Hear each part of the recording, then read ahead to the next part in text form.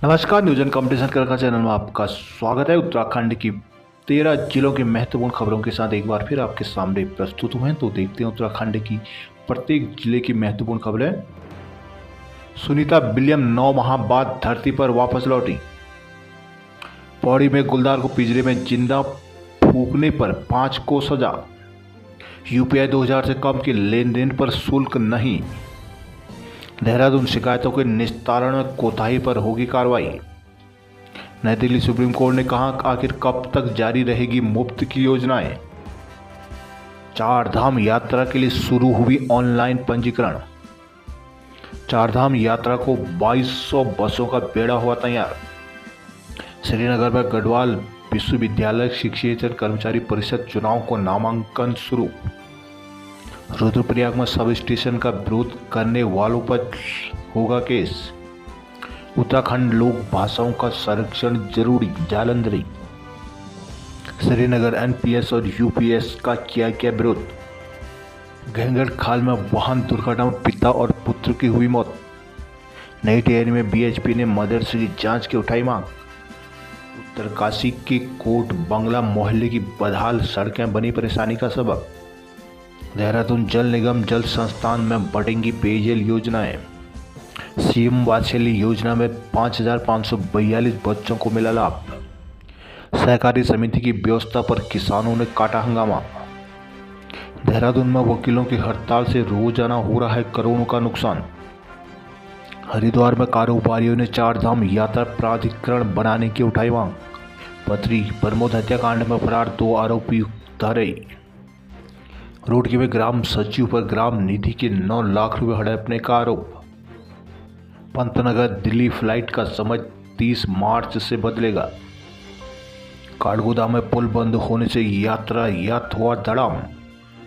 नैनीताल जिला bar association में अध्यक्ष पद पर कांटे के मुकाबले में अरुण पर भारी भगवत प्रसाद। दुग्ध संघ के अध्यक्ष मुकेश बोरा को हाई कोर्ट से सशर्त जमानत। हल्द्वानी में मांगों को लेकर नैनीताल तक गुस्सा। आंगनबाड़ी कार्यकर्ताओं ने वेतन वृद्धि की उठाई मांग। पिथौरागढ़ में अल्ट्रासाउंड के लिए धक्का खा रही हैं महिलाएं। डीडी हाट में पानी की किल्लत से महिलाएं हो रही हैं परेशान। मझेड़ा के ग्रामीणों ने सड़क बनाने की उठाई मांग। मुंसारी मिलम सड़क पूरी करने की मांग। चंपावत में उदयमान खिलाड़ी योजना के लिए पंजीकरण हुआ शुरू। अल्मोड़ा एसएसजे को प्राध्यापक मिलने की भी जगी आवास। टनकपुर पूर्णागिरी मेला, लाखों भक्तों की सुरक्षा को मात्र 360 पुलिसकर्मी तैनात। उत्तराखंड वानिकी प्रशिक्षण संस्थान की 3 दिवसीय वर्ल्ड वॉचिंग कार्यशाला का समापन मुनस्यारी में मोनाल कोकलाज फीजेंट पक्षों को किए गए दीदार। कपकोट शराब की नई दुकानें खोलने की सुगबुगाहट पर कांग्रेस में गुस्सा। रानीखेत में छावनी के जल कर से लोगों को मुक्ति की मांग। अल्मोड़ा में पानी को धरना दे रहे प्रदर्शनकारियों को विधायक अधिकारियों ने बनाया। सल्ट में गांजा तस्करी के 4 आरोपी दबोचे। यूएस नगर में बिना पंजीकरण चल रहे 28 मदरसे किए गए सील। जसपुर में यूपी से अल्ट्रासाउंड के लिए लाई गई पोर्टेबल मशीन की गई सील। सितारगंज फर्जी प्रमाण पत्र से बीडीसी चुनाव लड़ने पर 3 वर्ष की कठोर सजा। रुद्रपुर विश्वकर्मा मार्केट के व्यापारियों को अतिक्रमण हटाने का नोटिस। काशीपुर राशन कार्ड के लिए पूर्ति निरीक्षक कार्यालय में कांग्रेस का धरना। मुख्यमंत्री पुष्कर सिंह धामी ने सीएम हेल्पलाइन 1905 पर मिलने वाली शिकायतों के निस्तारण में लापरवाही पाए जाने पर कड़ी कार्रवाई करने के निर्देश दिए हैं। बुधवार को नई दिल्ली स्थित उत्तराखंड भवन से सीएम हेल्पलाइन 1905 की वर्चुअल माध्यम से समीक्षा करने के दौरान यह निर्देश दिए गए। उन्होंने कहा कि जन समस्याओं पर उपेक्षात्मक रवैया अपनाने वाले अफसरों कर्मचारियों से स्पष्टीकरण मांगा जाए और कार्रवाई की जाए। मुख्यमंत्री ने जिलाधिकारी से जनता मिलन और तहसील दिवस का भी नियमित आयोजन कराने को कहा है। बैठक में अफसरों से रूबरू होते हुए सीएम ने कहा कि सरकार जनमानस की है, उनकी समस्याओं का त्वरित समाधान करना हमारी जिम्मेदारी है। लिहाजा सीएम हेल्पलाइन पर जो भी शिकायत दर्ज होती है उनका निस्तारण समय पर किया जाए। मुख्यमंत्री ने सभी विभागाध्यक्षों को कहा है कि यह अनिवार्य रूप से सुनिश्चित किया जाए कि कर्मियों के रिटायरमेंट के 1 माह के अंदर उनके सभी देयकों का भुगतान हो। बैठक में मुख्यमंत्री ने यह भी कहा कि शिकायतों का त्वरित निस्तारण करने वालों का सम्मान भी किया जाए। उन्होंने कहा कि पेयजल संबंधी ज़्यादा शिकायतें आ रही हैं, जिसके समाधान का प्रभावी प्रयास करें। समीक्षा बैठक में मुख्य सचिव राधा रतूड़ी समेत प्रशासन के अधिकारी वीरेंद्र सिंह गढ़वाली भवन, जबकि जनपद स्तरीय अफसर अपने अपने जिलों से वर्चुअली माध्यम से जुड़े हैं। रुद्रपुर प्रशासन ने 2 दिन में उधम सिंह नगर जिले में बिना पंजीकरण संचालित 28 मदरसों को सील किया है। इस अभियान के तहत बुधवार को रुद्रपुर में 2, जसपुर में 5 और गदरपुर में 3 मदरसों को सील किया गया। बुधवार दोपहर बाद एसडीएम मनीष बिष्ट, तहसीलदार दिनेश कोटवाला ने कोतवाली चौकी पुलिस फोर्स के साथ क्षेत्र में अभियान शुरू किया। इस दौरान पहली टीम ने आदर्श कॉलोनी और सिरकोटिया स्थित 2 मदरसों में छापेमारी की। इस दौरान अधिकारियों ने मदरसा संचालकों से दस्तावेज मांगे, लेकिन वे नहीं दिखा सके। इस पर दोनों मदरसों को सील कर दिया गया। उसके बाद टीम सुभाष कॉलोनी स्थित एक और मदरसे में पहुंची। यहाँ मदरसा संचालक के न मिलने पर टीम दरवाजा बंद कर ताले में सील की मोहर लगाने लगी। इसी बीच मदरसा संचालक दस्तावेज लेकर पहुंच गया और टीम ने ताला खोल दिया। वहीं संचालक को 1 हफ्ते के भीतर पूरी दस्तावेज तैयार करने का समय दिया गया है। एसडीएम ने बताया कि क्षेत्र में आगे भी अभियान जारी रहेगा। गदरपुर में संयुक्त मजिस्ट्रेट आसिमा गोयल के नेतृत्व में राजस्व विभाग और पुलिस ने मदरसों की जाँच की। बुधवार को एसडीएम चतर सिंह चौहान के नेतृत्व में अफसरों की टीमों ने मदरसों की छापामार कार्रवाई पर उनके दस्तावेज देखे। इस दौरान टीम ने 5 सदस्यों को मदरसों को सील। खटीमा सभी कर्मचारियों ने 21 सूत्री मांग पूरी न होने पर बुधवार को नगर पालिका परिसर में प्रदर्शन कर नगर पालिका रमेश चंद्र जोशी को ज्ञापन सौंपा। उन्होंने 2 माह पूर्व समझौते का अनुपालन करने की मांग की, साथ ही मांगें पूरी न होने पर आंदोलन की चेतावनी दी है। कर्मचारी नेता संतोष यादव गौरव के नेतृत्व में नगर पालिका पहुंचे। सफाई कर्मचारियों ने आउटसोर्स पर्यावरण मित्रों को साप्ताहिक अवकाश, 500 रुपये प्रोत्साहन राशि का भुगतान किए जाने समेत कई मांगें उठाई हैं। मोहल्ला स्वच्छता समिति पर्यावरण मित्रों की वेतन से पीएफ कटौती कर उनके खातों में जमा करने अथवा नगद भुगतान किए जाने, मोहल्ला समिति नाम हटाए जाने की भी मांग की है। बीपीएल व अंत्योदय राशन योजना का कोटा बढ़ाए जाने व ग्राम धनौरी में लग रहे मोबाइल टावर को हटाए जाने की मांग को लेकर कांग्रेस कार्यकर्ताओं ने पूर्ति निरीक्षक कार्यालय पर धरना देकर प्रदर्शन किया। कांग्रेस नेताओं ने कहा कि आम जन की समस्याओं को लेकर प्रदेश सरकार उदासीन रवैया अपनाई हुई है। लोगों ने राशन, बिजली और पानी जैसी मूलभूत समस्याओं से जूझना पड़ रहा है। कांग्रेस कार्यकर्ताओं ने जन समस्याओं को लेकर एसडीएम अभय प्रताप सिंह को एक ज्ञापन सौंपा है। पिथौरागढ़ में गर्भवती महिलाओं के लिए अल्ट्रासाउंड कराना जी का जंजाल बन गया है। यहाँ एकमात्र रेडियोलॉजिस्ट होने से जिले भर की गर्भवतियां परेशान है। लंबे समय बाद भी यहाँ एक और रेडियोलॉजिस्ट तैनाती नहीं कर सके, जिसका खामियाजा गर्भवती भुगतान कर रही हैं। गर्भावस्था के मुश्किल दिनों में महिलाओं को टैक्सियों में लंबी लंबी दूरी तय करनी पड़ रही है। अस्पताल पहुंच के बाद भी यहाँ घंटों कतार में खड़ा होना पड़ा, तब वही गर्भवतियों के अल्ट्रासाउंड हो रहे हैं।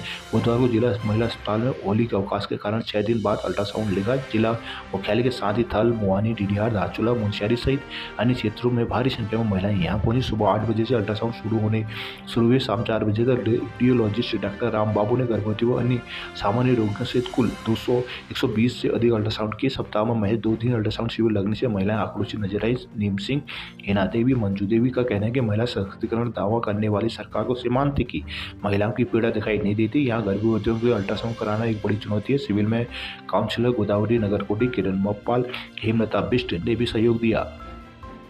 टनकपुर पूर्णागिरी मेला शुरू होने के बाद तैयारी को तमाम खामियां अब धीरे धीरे सामने आने लगी हैं। सुरक्षा व्यवस्था को लेकर मेले में जरा भी सख्ती नहीं बढ़ती है। हालत यह कि 1 लाख से अधिक श्रद्धालुओं की सुरक्षा का जिम्मा मात्र 360 पुलिस कर्मियों के जिम्मे है। उन्हें मेला क्षेत्र में पानी पीने तक का भी समय नहीं मिल पा रहा है।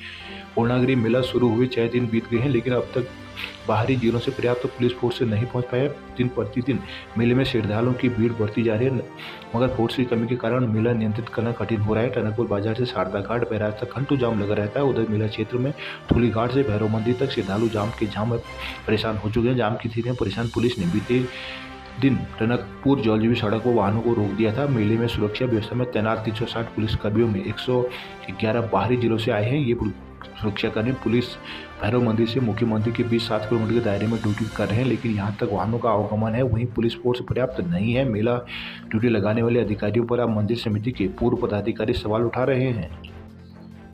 कपकोट क्षेत्र में नई शराब की दुकानें खुलने की सूख बुखार से लोग आक्रोशित हैं। बुधवार को कांग्रेस ने कहा कि पहाड़ को शराब में डुबाने की हर कोशिश वो नाकाम कर देंगे। एक तरफ नशा मुक्ति की बात हो रही है, दूसरी तरफ गांव में शराब पहुंचाने की कसरत की जा रही है। स्थानीय एक होटल में पूर्व जिला पंचायत अध्यक्ष हरि अठानी की अध्यक्षता में बैठक कर उन्होंने कपकोट विधानसभा के कर्मी सौंग सुनार, रीमा दुर्गनागुरी, रावतसेड़ा, भराड़ी टैक्सी स्टैंड में देसी विदेशी मदिरा की 5 से 7 दुकानें खोलने की सुबुखाट है। कांग्रेस का प्रबल विरोध करेगी। ग्रामीण क्षेत्रों में विकास नहीं कर शराब पहुंचाने का कृत्य किया जा रहा है। गांव के विद्यालयों में पढ़ाने को शिक्षक नहीं है। सड़कों में शराब खूब है। सरकार शराब की दुकानें खोलना चाहती है। दुकानें खोलने का प्रयास किया तो उग्र आंदोलन होगा। पूर्व नगर पंचायत अध्यक्ष गोविंद सिंह बिष्ट, ब्लॉक अध्यक्ष दीपक गड़िया, चामू देवली, गणेश अठानी, दुर्गा द्यारा कोटी आदि मौजूद रहे। रानीखेत छावनी क्षेत्र के लोग सबसे अधिक जल कर की समस्या से परेशान है। उत्तराखंड सरकार ने जहां जल कर पूरी तरह से समाप्त कर दिया है, लेकिन छावनी क्षेत्र में गृह कर के बराबर जल कर भी लिया जा रहा है। यहां छावनी कार्यालय पहुंचे उप निदेशक अजय कुमार के सम्मुख तमाम समस्याओं को रखा गया। इसके अलावा लीज भूमि के नवीनीकरण संबंधी समस्याओं भी उठी। लीज पॉलिसी बनाने पर जोर दिया गया। छावनी परिषद के नामी सदस्य मोहन नेगी ने कहा कि छावनी क्षेत्र में वर्षों से निवास कर रहे लोगों को ब्रिटिश शासकों ने नॉमिनल लीज 32 वर्षों के लिए खेती, फल और सब्जी उत्पादन को भूमि उपलब्ध कराई थी, लेकिन 100 साल बाद आजाद भारत ने अब न तो लीज का नवीनीकरण किया है, न ही लीज धारक भूमि पर गौ पालन और सब्जी उत्पादन कर पा रहे हैं। लीज पॉलिसी न होने से मात्र 1 साल के लिए नवीनीकरण किया जा रहा है और लीज रेंट ही बहुत अधिक मात्रा में वसूली के लिए नोटिस भेजे जा रहे हैं। इससे भी कई लोग परेशान है। कहा कि उत्तराखंड सरकार द्वारा प्रदेश में जलकर पूर्ण रूप से समाप्त कर दिया गया, लेकिन प्रदेश के 9 छावनियों में से एक रानीखेत में गृह कर के बराबर ही जलकर लिया जा रहा है और निजी जल संयोजन होने पर जल कर के साथ ही निजी जल संयोजन का टैक्स भी लिया जा रहा है। इस कारण लोगों को भारी परेशानी उठानी पड़ रही है।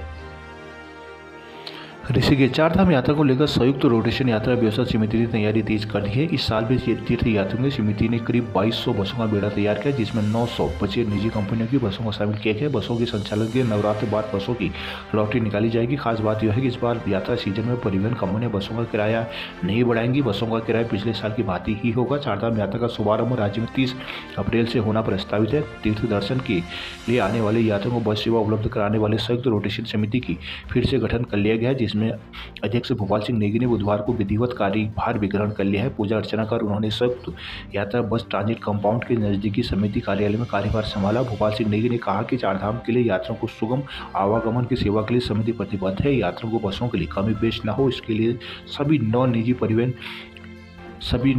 परिवहन कंपनियों ने लगभग 2200 बसों का बेड़ा तैयार किया है। श्रीनगर पुरानी पेंशन बहाली संयुक्त मोर्चा द्वारा देहरादून से दिल्ली तक 266 किलोमीटर की पैदल यात्रा के संबंध में बुधवार को ऑनलाइन बैठक आयोजित की गई। बैठक में एनपीएस और यूपीएस का विरोध किया गया। ओपीएस का लागू करने की मांग। बैठक में टेहरी जिलाध्यक्ष राजीव उनियाल ने कहा कि हमारे साथी लगातार गर्मी में अभी तक देहरादून से मुजफ्फरनगर तक यात्रा कर चुके हैं। उन्होंने आगे की यात्रा में प्रदेश के सभी कर्मचारियों का आह्वान करते हुए कहा कि 23 मार्च को प्रदेश भर से कर्मचारी जोड़ेंगे। सभी विभागों शिक्षक कर्मचारी की उपस्थिति में आयोजित बैठक में प्रांतीय प्रभारी विक्रम रावत ने कहा कि जब तक ओपीएस बहाल नहीं हो तब तक विरोध कार्यक्रम जारी रहेंगे। संयुक्त सचिव अभिषेक नवानी ने कहा कि सरकार से पहली कर्मचारी व एनपीएस नई पेंशन योजना रूपी कानून थोपा गया, जिसका सभी कर्मचारी पुरजोर विरोध कर रहे हैं।